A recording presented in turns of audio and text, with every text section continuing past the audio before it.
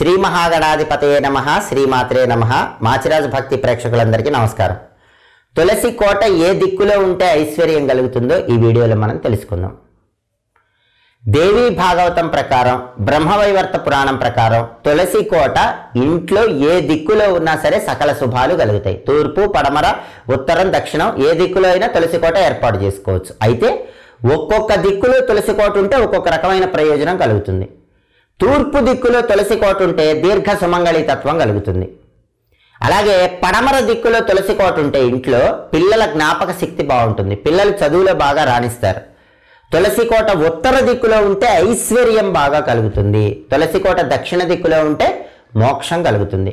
అయితే సహజంగా ఎప్పుడైనా సరే తులసి కోట తూర్పు దిక్కులో కానీ ఉత్తర దిక్కులో కానీ ఉంటే విశేషమైన శుభ ఫలితాలు కలుగుతాయని పరిహార శాస్త్రంలో చెప్పడం జరిగింది. తులసి మొక్కలు ఏ దిక్కులో అయినా పెంచుకోవచ్చు, కానీ తులసి కోట మాత్రం తూర్పు దిక్కులో కానీ ఉత్తర దిక్కులో కానీ ఉంటే ఉత్తమ ఫలితాలు కలుగుతాయి. అలాగే మీ సింహద్వారాన్ని బట్టి కూడా తులసి కోట ఏర్పాటు చేసుకోవాలి. ఎప్పుడైనా సరే సింహద్వారం తెరవగానే ఎదురుగా తులసి కోట ఉంటే చాలా మంచిది. మీది తూర్పు సింహద్వారం అనుకోండి, పడమర దిక్కు వైపు తులసి కోట పెట్టుకోండి. పడమర సింహద్వారం అయితే తూర్పు దిక్కు వైపు పెట్టుకోండి. ఉత్తర సింహద్వారం ఉంటే దక్షిణ దిక్కు వైపు పెట్టుకోండి. దక్షిణ సింహద్వారం ఉంటే ఉత్తర దిక్కు వైపు పెట్టుకోండి. అంటే సింహద్వారానికి ఆపోజిట్గా తులసి కోట ఉంటే ఉత్తమ ఫలితాలు కలుగుతాయి. అలాగే తులసి కోట ఈశాన్యంలో ఉండొచ్చు, ఆగ్నేయంలో ఉండొచ్చు. ఈశాన్యంలో ఉన్న, ఆగ్నేయంలో ఉన్న ఉత్తమ ఫలితాలు కలుగుతాయి. అయితే తులసి కోట దగ్గర కొన్ని ప్రత్యేకమైన నియమాలు ఖచ్చితంగా పాటిస్తేనే తులసి మాత అనుగ్రహం వల్ల ఐశ్వర్య ప్రాప్తిని సిద్ధింపజేసుకోవచ్చు. తులసి కోటలో శివలింగం ఉంచి పూజిస్తే విశేషమైనటువంటి ధనయోగం కలుగుతుంది. కానీ తులసి కోటలో మాత్రం ఎప్పుడూ పసుపు గణపతిని ఉంచకూడదు.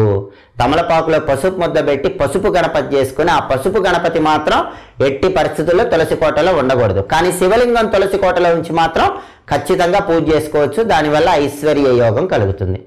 అలాగే బట్టలు ఆరేసినప్పుడు ఆరేసిన బట్టల నీళ్లు తులసి కోట మీద పడకుండా జాగ్రత్తలు తీసుకోవాలి. తులసి కోట దగ్గర దీపం పెట్టినప్పుడు ఆ తులసి కోటకి 3 అంగుళాల దూరంలో తులసి కోట దగ్గర దీపం పెట్టాలి. దీపం సెగ అనేది తులసి దళాలకు తాకకుండా చూసుకోవాలి.